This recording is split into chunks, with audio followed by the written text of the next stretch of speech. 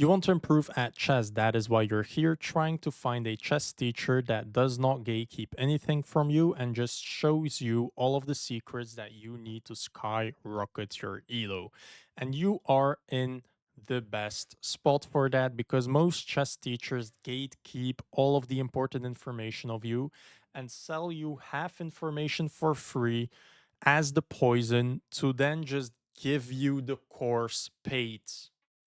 And a great example of that is that most chess teachers tell you to not memorize your openings.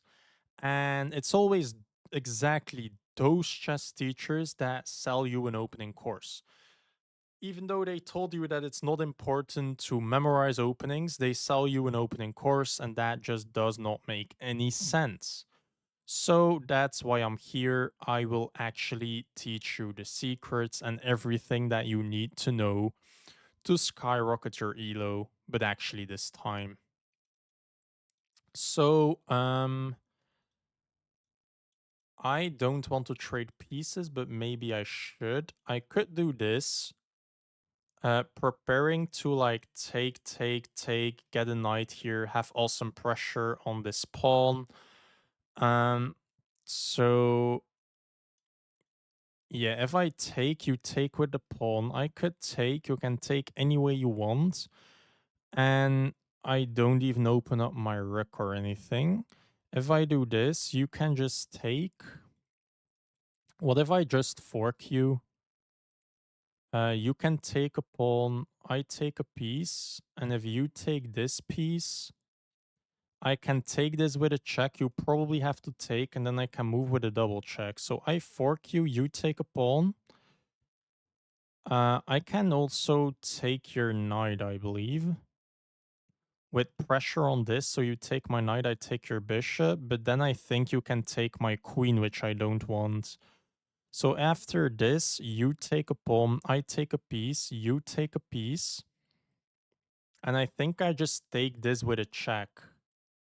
So I have way more activity. This bishop is quite opened up. This rook is open. This knight is open. Everything is very, very opened up. And your pieces are not open up. So I'm trying to find a way to open up the center. So if I take this, that pawn is hanging. So I believe the plan is that if I take one of these, you will trade queens to lure my king here.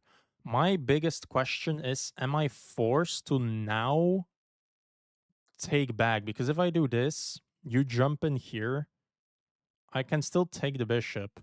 So I think I will move the bishop out so that I can take this, and if you trade queens, I can take with the a rook.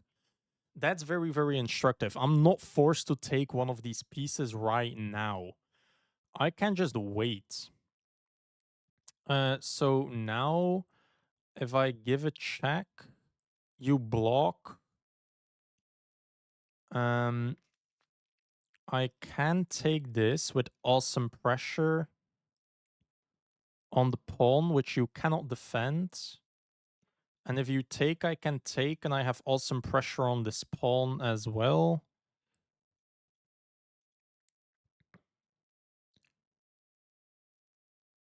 And if I do this, you block, I take, and you can take. So I do this, you block with the pawn. What if I just take your bishop? You take my queen, I take this, you take my bishop, I take this with a check, and if you take, I can take with a check. What if I take this with a check? If you take my bishop, I can take this. I think I just take the bishop. Because after take, I can take, and if you take, I take with a double check and an attack on the knight. Yeah, okay, that's good. So I'm now trying to break open the center and have maximum activity. So I think that this rook is incredible. I can take this with a check. If you take, I will take with a double check. You will have to move the um king, and then I can take the knight. And if not that, maybe I can even move my queen with a check. So I'll take this with a check. If you move to a stupid place, I will probably give a check with the queen, and then I will take. So that was very, very nice. Let's go to the opening analysis. So now we are inside of my course. This course is designed so that you can memorize your openings and the beginning of your openings. And you should memorize as much as you think you should for your level. And I mean, if you're like 400 rated, just understand to take pawns with the take central space with your pawns, and after that, develop your pieces and just stick to the three golden rules. Take the center, develop the pieces, castle your king. If you're approaching 1,000, you should know a bit of your openings. And if you're trying to go for 1,500 or 2,000, you should memorize most of it. And after you stop memorizing that you think it's enough, you should just have a line, have a look at all of these sample lines so that you know the patterns, understand what you're doing, understand what you're trying to do, and understand how you're trying to win. And other than that, it just comes down to knowing your middle game plans and knowing how to convert. But I always tell you to have a look at your win conditions. If you don't know what I mean, I think 1 and 2 videos ago, I show you how to use win conditions as counterplay. And 2 videos ago, I show you how to use win conditions to convert a position. So this is what happened in the game. I just take and take and now launch this attack. You go back this way, I kick your knight, which has to go back, and now I develop this knight. And you should think, how do you memorize all of this? But it's actually quite easy. E4 is just the first move. Then we develop this knight, but that's just the Vienna. I know I play the Vienna. I know that this is what we go for. After knight to f6, I just think, oh, these are the lines there that we go for the gambit. And after he develops his knight, now I just know why we want to gambit. And I know that I can punish this with this sequence. And I know that anywhere that this knight moves to, we will always play e4. So that's exactly what I do. And now I just know that if the knight comes back, he can give this check. And always in the Vienna, if he can play h4 or queen h4 check, we almost all of the times go for knight to f3. And here I only included the lines with d6. So you see, I think my opponent plays something like h6, but that doesn't matter. Let's say he plays this. We develop our knight, the bishop here. To be fair, in the game, I developed my bishop here and then moved it there. So if I had have if I have had a closer look at more of my sample lines and I studied this variation, I probably know that in h6 variations I still should pin the knight. And I did miss that and did it wrong. So after this, if you take, I can take with the knight and I have this awesome pressure. After you do this, I can take and take. And now this is a pin. I can attack the pinned piece and we just go up a piece. And that's how you easily win games in this variation. And there is not much else our opponent can do. He has to unpin his knight. So basically, taking is already a mistake. But I mean, what else do you do? Because you can't really develop this knight. If you develop the knight here, I can still put pressure on this pin because this pin is really your issue. And I guess that your only other option is just to attack the bishop. And let me actually see. So the best move is to attack the bishop. We go back, and now you should um, take. We take. You stop the pin, and after take, queen takes. I give a check. Queen blocks.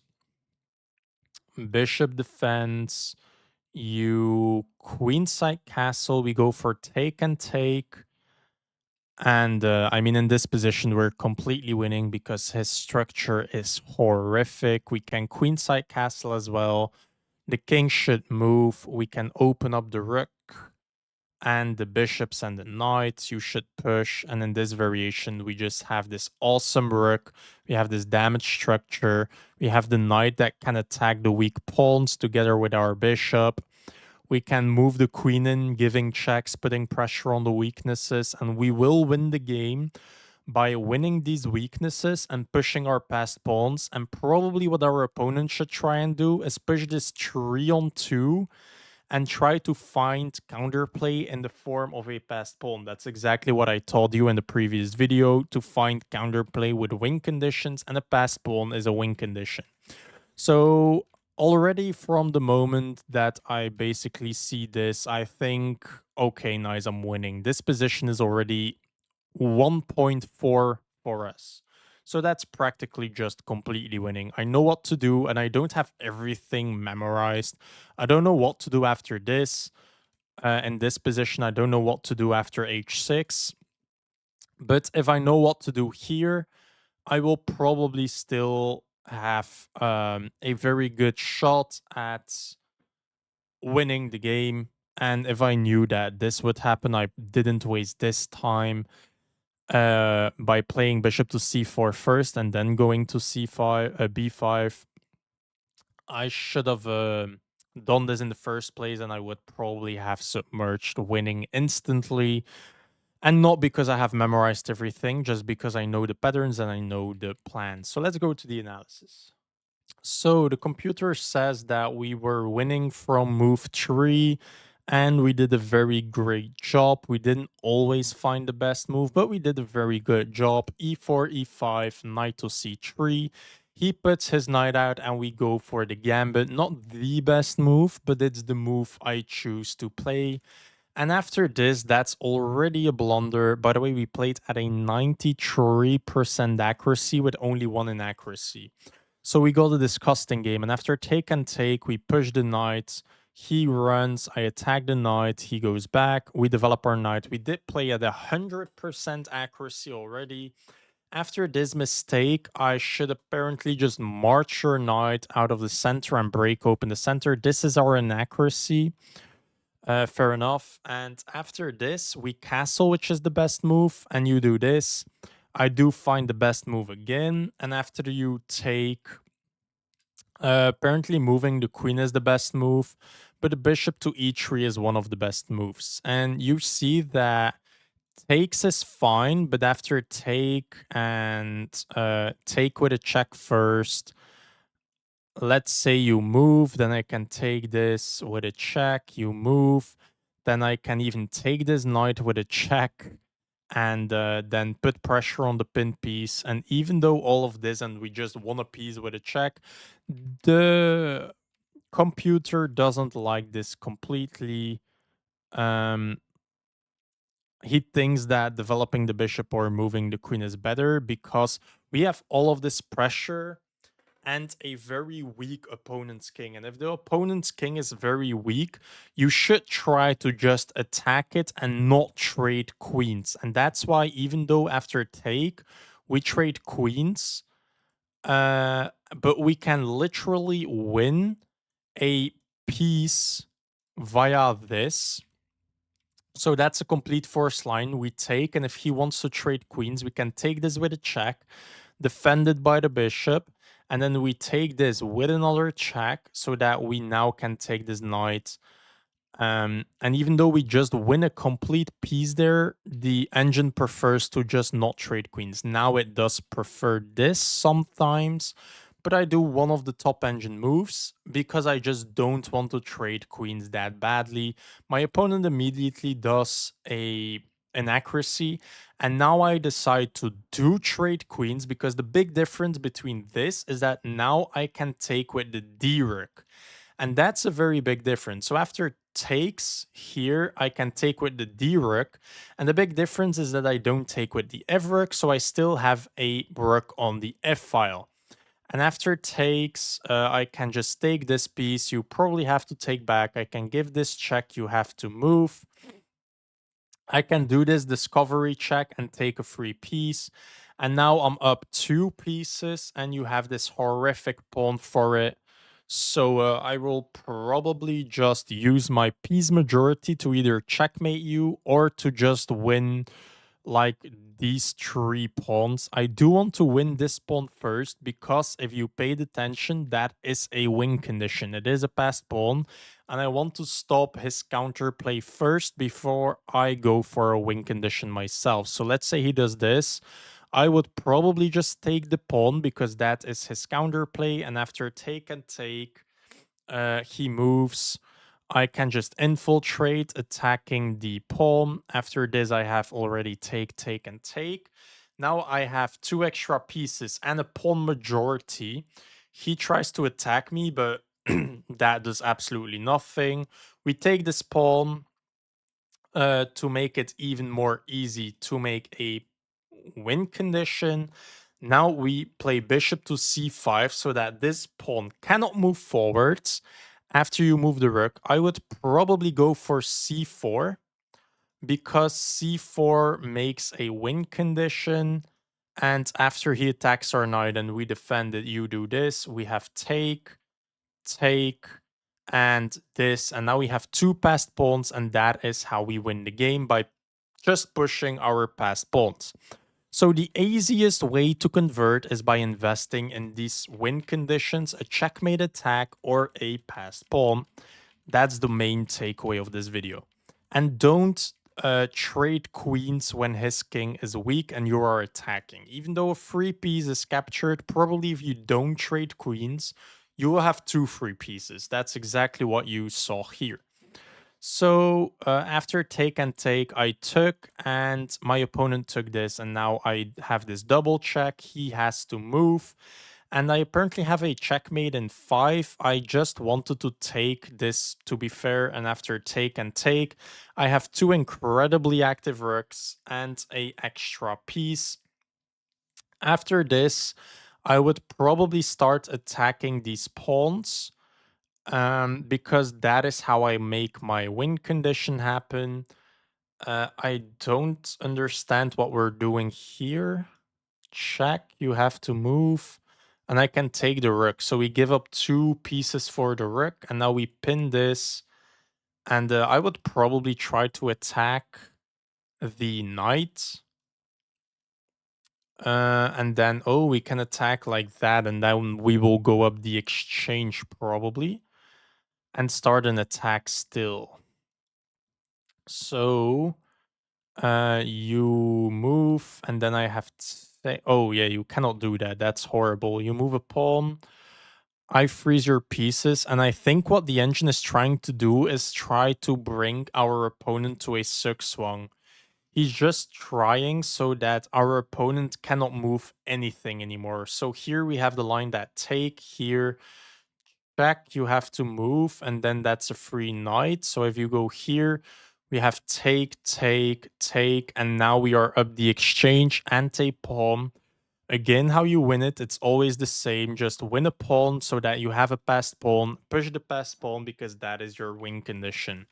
So I hope I learned you a lot about the win conditions of the game and how you go for activity, how important your opening is, and how you should understand and memorize your opening so that you can go into good middle games, know how to convert the good winning middle games, and after that invest into win conditions to put away the winning games.